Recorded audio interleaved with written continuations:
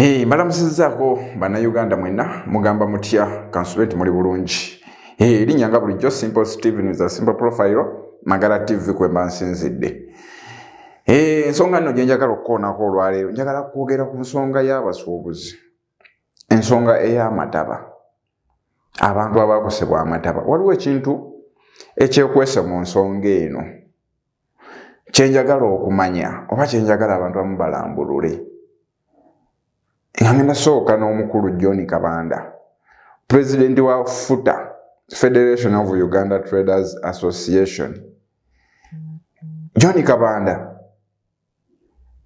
simanyi oba yaliko obuzibu, oba ye mukyamu, oba yatabuulira abasuubuzi abaakosebwa amataba, oba abakulu abali mu gavumenti abakwasibwa obuvunaanyizibwa President Yoweri Kaguta Museveni okubeera nga bagonjoola ekizibu ky'abasuubuzi bano abaakosebwa. Ekituufu abasuubuzi baakosebwa ebbanga ddene, emmaali yaabwe yaggwawo bannange. Waliwo omukulu bamuyita Kavuma, ye Kavuma eyafiirwa emifaliso, sitooko nnamba zonna ne ziggwawo. Kati omuntu bw'atyo bw'omulaba mu kamera nga ali mu kulaajana, tebeera byaki byakweyagaliza oba byakwebuzaabuza. Omuntu oyo abeera ddala ali bubi. Naye nze kye njagala okumanya, oba John Kabanda President w'abasuubuzi bano abayina bw'ati mu nkwawa, ye yeekobaana ne Minisita Nabbanja n'obukiiko obulala obuli mu nsonga zino nga KCC, Bamisa Kabanda okubeera nga bawuddiisa abantu bano.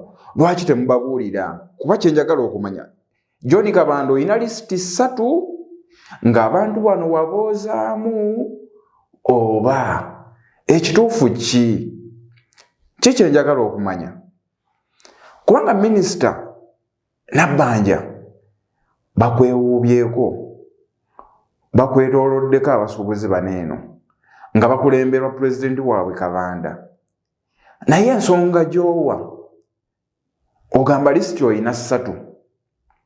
Simanyi ate waliwo eya ISO, simanyi ate waliwo ey'abasuubuzi abalala, waliwo n'eya FUTA, ekibiina ekitwala abasuubuzi mu ggwanga. Era nga be basuubuzi abo abawanjaga enkya n'eggulo, abajja mu kamera, abatava mu mawulire, nga babanja ekyo Pulezidenti Yoweri Kaguta Museveni kye yakwata n'abawa biliyoni 2. Nze ndaba obuzibu bwe buli, ndowooza engabano ekyagaanyi. Engabano eyo egaaniddewa si mu basuubuzi, wabula engabano erabika egaanidde mu bakulembeze abalina ssente z'abasuubuzi. Kubanga bukyanga abasuubuzi bafiirwe ng'ennaku z'omwezi 3 omwezi ogw'Ekkumi up to date, omukulembeze w'eggwanga yabawo n'abawa biliyoni 2. Bazigabane, buli muntu abeeko kaakwata atandikira awo yebbulule. Naye ssente zino eno ziremeddeyo, ate nga ssente zo weeziri, wabula okuggyako abakulu abaagala okuzeegabanya abasuubuzi babaweeko obusammambiro. Kubanga toyinza kutugamba nti nno kino ekintu kirabwa n'omuntu bannange ngamba yonka oba kyetaaga common sense. Nze bukyanga ntandika kukola mawulire g'abasuubuzi, siwulirangayo kibinja kyonna kigamba nti bannange tubanja ssente zaffe ffe batuufu. Nga Prime Minister bwagezaako okugamba, oba nga abakulu abamu bwe mugezaako okubuzaabuza abantu bano eno, abasuubuzi abaakosebwa baasalawo ne batuukirira John Kabanda mu kibiina ekibagatta oba federation, sina kibiina wabula federation. Ekintu ekiyitibwa federation tekiba kya muzannyo. Gavumenti ebeera ekitongozza ddala nga ekakasizza n'omuntu oyo omukulembeze waakyo nti kigenda kugondera amateeka g'eggwanga lino n'emirimu gye kigenda okukola nga gyegyo gikkirizibwa. Kati federation yene ey'abasuubuzi ekulemberwa John Kabanda eri mu mateeka era ne Kabanda gavumenti emumanyi nti ddala yakulira abasuubuzi mu ggwanga ku lwa federation. Kati abasuubuzi bano baasalawo ne bagamba tugende mu federation ekulemberwa John Kabanda. Gavumenti agimanyi oba President Museveni abamanyi, nakkiriza n'abawa ssente ku lwa federation ng'eyamba abasuubuzi baneena abaakosebwa.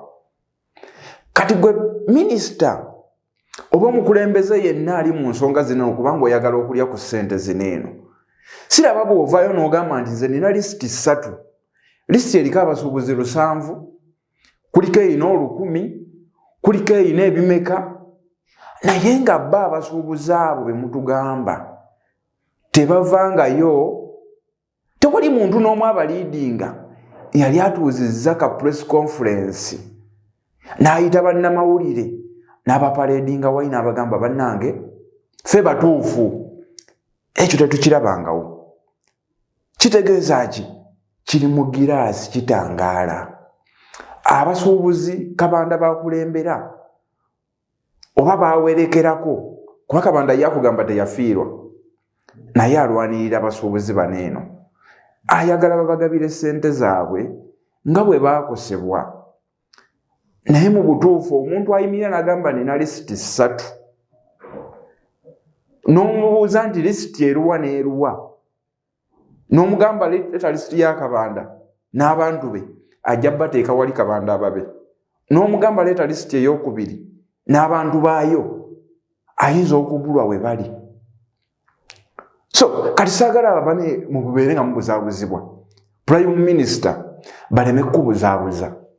Oli mu ggwanga lino ani akulembera abasuubuzi abo abali mu lisiti 2 ziri eri? Ani abaliidinze okufuna ssente ezo? Era kyekikakasa nti gye bali batuufu. Lwaki temukwata ssente ne muziwa abasuubuzi abavaayo enkya n'eggulo, Monday to Monday nga bamanja ssente zaabwe? Nja kwebaza RCC wa Kampala Alhaji Lulema Wiya, wavuddeyo n'owa essuubi abasuubuzi baneeno. Mbadde nsaba otunuulire ensonga eyo. Naawe wakoonye ku kya lisiti nti wawulira lisiti ziri 3 before nga temunaba na kumaajinga lisiti, nga temunagamba nti tumaajinga lisiti 3 ze muyina, sooka oyita akulira lisiti ziri 2. Ita vetting committee ya lisiti ziri 2 ez'abantu abaakosebwa. Then ozikombe yalinga enene eya Kabanda eya federation abasuubuzi gye bajja buli lunaku nga babanja, kubanga bo weebali. Bwe babula nga tebaliiwo bali aba lisiti 3, manyi omutuufu yaani. Era ssente biliyoni 2 zikwata osooka ogabire baneena abaliwo, kubanga bo balabika. Naye nga bano yekyabalemesezza, kubanga buli muntu ayagala twaleko ekiwagu ku biliyoni 2. Ogutali musango oba ekitali kibi, kubanga yenkola ya wano mu ggwanga lyaffe Uganda yayonooneka, kubanga n'omukulembeze w'eggwanga okumutuukako bamala kusasula mu State House tubawulira ng'ebisawo biyitingana, oli okufuna omulimu gwa RDC oba RCC amala kuteekayo. Kati biliyoni 2 bwe ziba nga zajja ku lw'abasuubuzi abaakosebwa, bane mwerekereze mugabe bannange, katulyeko biliyoni 2 mubawe 18 zigende.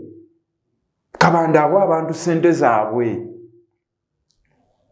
naye nga tukozese common sense. Abantu lisiti 3 bemugamba bababuzaabuza, tewali kibabuzaabuza, mulimba mwagala kulya buli ssente. Lisiti 3 nze bwekuba kulaba ku ground labako lisiti egi eya federation eyeekulemberwa Kabanda yokka yeri ku ground. Era bw'osanga nti batudde wano eno babanja omukulembeze w'eggwanga, batudde wano babanja omukulembeze w'eggwanga, abalala aba lisiti endala 2 bo batuulawo ababanja ssente ezo era bba batalina bulumi nti ssente zaabwe ziruddeyo. Naye bano abalina obulumi nti ssente zaabwe ziruddeyo bo bajja mu kamera ne babanja. Bali abatalina bulumi abagagga beezaabwe bazibangizaawa era be baani abo? RCC yagambye agenda kutimba lisiti y'abantu abagenda okufuna ssente. Nze mbadde nkusaba mukama wange nga weegasseeko Shafiki Nsubuga Geto Commander Deputy RCC kojja wange Nsubuga Shafiki, mbadde nsaba kozesa labadaba style musooke mwebuze lisiti esatu ezibuzaabuza abantu bo babangizaawa kubanga sisuubya kyovala ngambye Kabanda tubanga abantu bano waboozaamu emirundi esatu. Kubanga lisiti ziri ssatu ne ku gulawundi ababanja tulaba lisiti emu eya John Kabanda ya Federation yevaayo enkyanego bana abakazi bakaba amaziga. Nze mulimu abakazi bentya n'okujjako interview kati nti oba tunuzaamu kamera kubanga omuntu ekamu kamera bwoti bambi azirika buzirisi entunuusi ne zimukuba kubanga ajjukira kye yayina ne bwe kyafa n'ebbanga ly'amaze bambi ng'abanja. Nebaza omukulembeze w'eggwanga wabeera nga yalagidde ssente ne zitaddayo mu kittavu ky'eggwanga nga RCC bwe yagambye ssente weeziri. Ssente weziba weeziri bane muziwa abantu abatuufu muleme kuba njawulo nnene. Enjawulo yeri mu kubasumbuwa tewali lisiti ssatu. Lisiti eri emu mukwate lisiti eri ku gulawundi muwa abantu ssente zaabwe. Tewali lisiti ya kusatu muli mu kulimba. Eyo lisiti ezebbiri ze mugamba simanyi eno ya ISO smart eno Prime Minister alina eno waliwo ekiwayi ky'abasuubuzi abalala bo batuulawo abalala abo.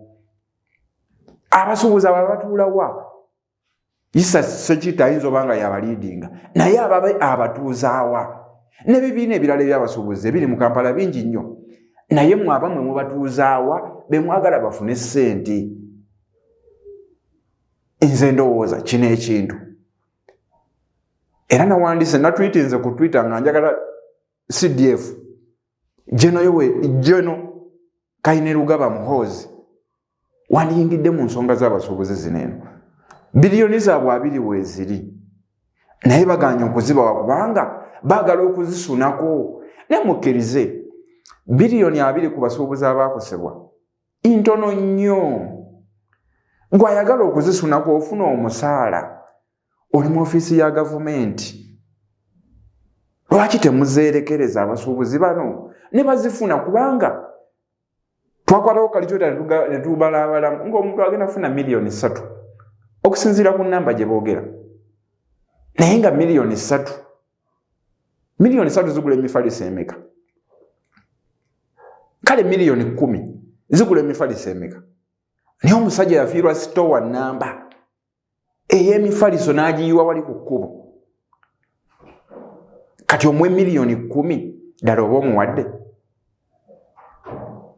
Naye n'akatono baagala bakasuneko banemukkirize mukwate biliyoni zaabwe 2 muzibawe.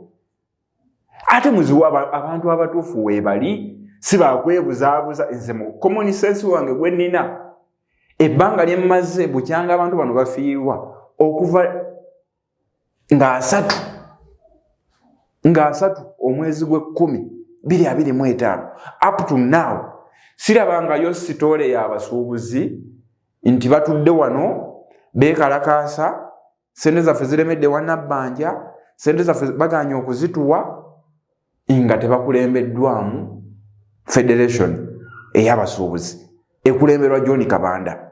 Kitegeeza ye lisiti entuufu eteekeddwa ofuna ssente ezo. Muleme kwebuzaabuza.